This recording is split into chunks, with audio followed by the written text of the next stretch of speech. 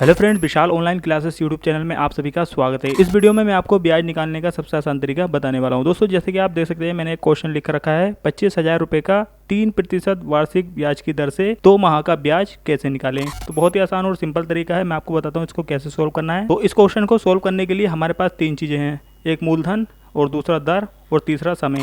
तो इन तीनों की मदद से ही हम इस क्वेश्चन को सोल्व करेंगे और इस तरीके के क्वेश्चन कई एग्जाम में भी पूछे जाते हैं। तो इसका जो फॉर्मूला है वो क्या है वो मैं आपको आगे बताऊंगा। सबसे पहले हम क्या करेंगे, हम लिखेंगे मूलधन बराबर, तो मूलधन हमें कितना दे रखा है, मूलधन हमें दिया है 25,000 रुपए, तो यहाँ पर हम लिखेंगे 25,000। इसके बाद दोस्तों हमें लिखनी है दर। तो अभी देखिए दोस्तों, हमारी दर कितनी है, दर है हमारी 3%, तो यहाँ पर हम लिखेंगे दर बराबर 3। अब इसके बाद दोस्तों हमें निकालना है समय, तो हमने लिख दिया है समय बराबर, समय हमारे पास कितना है, समय है हमारे पास 2 माह। तो अगर आपको 1 साल का 2 साल का भी निकालना हो तो थोड़ा अलग तरीका होता है, लेकिन महीने का निकालने का जो तरीका होता है वो थोड़ा अलग होता है। तो चलिए अब मैं आपको इसको निकाल के दिखाता हूँ। तो इसको निकालने के लिए सबसे पहले हमें इसको एक फॉर्मूला लगाना होगा। तो फार्मूला इसका क्या है मैं आपको बताता हूँ। अब इसका जो फॉर्मूला है दोस्तों वो ये है, ये देखिए मैं लिख के आपको दिखा देता हूँ। ब्याज बराबर मूलधन गुणा दर गुणा समय और बट्टे में आएगा 100। अब दोस्तों यहाँ पर एक बात का आपको ध्यान रखना है, जैसे कि यहाँ पर समय जो हमें दिया गया है वो साल में नहीं दिया है, हमें दिया है महीने में। अगर महीने में कभी भी समय आएगा तो उसको हम किस तरीके से लिखते हैं मैं आपको दिखाता हूँ। अगर कभी भी आपको कुछ इस तरीके का क्वेश्चन पूछ लिया जाए जिसमें महीने में ब्याज निकालना है, तो उसको आपको लिखना है इस तरीके से। ये देखिए बराबर में, जैसे कि 2/12, क्योंकि 2 महीने हैं और साल में कितने महीने होते हैं, 12, तो हमें 2 के बट्टे में 12 लिखना है, क्योंकि 12 महीने में 1 साल होता है। ठीक है, यहाँ तक आपकी समझ में आ गया होगा। अब इस क्वेश्चन को हम सोल्व करते हैं। तो सोल्व करने के लिए दोस्तों सबसे पहले हमारे पास मूलधन कितना है, मूलधन है हमारे पास 25,000, तो हम सीधा ऐसे ही 25,000 रुपए लिख देंगे। 25,000 लिखने के बाद फिर हमें दिया गया है गुणा, तो गुणा लगाएंगे और इसके बाद लिख देंगे 3। ये देखिए हमारे पास कितनी दर है, 3%, तो यहाँ पर हमने 3 लिख दिया है। गुणा लगाना है हमें। गुणा लगाने के बाद अब दोस्तों यहाँ पर हमें समय दिया गया है 2/12, तो ये देखिए 2/12 हम लिखेंगे, क्योंकि 2 माह हमें दिया गया है। मैंने जैसे कि आपको बताया, अगर महीने में कोई भी संख्या आती है तो उसको बट्टे में लिखा जाता है। ये देखिए इसके बाद हम लिखेंगे 100, और 100 लिखने के बाद दोस्तों यहाँ पर हमें इसको कैसे सोल्व करना है ध्यान से समझिए। जैसे कि यहाँ पर 2 जीरो है, तो हम 2 जीरो से 25,000 के 2 जीरो यहाँ से कट कर देंगे। ये देखिए 2 जीरो यहाँ से कट हुए। अब हमें क्या करना है दोस्तों, ये जो हमारे समय है इसको हमें कट करना है। कैसे कट करना है,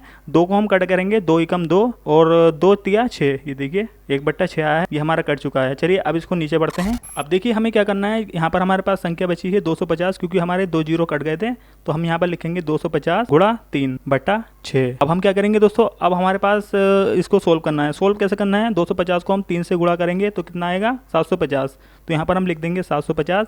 अब बट्टे में हमारे पास कितना है 6, तो यहाँ पर हम सिंपल 6 लिख देंगे।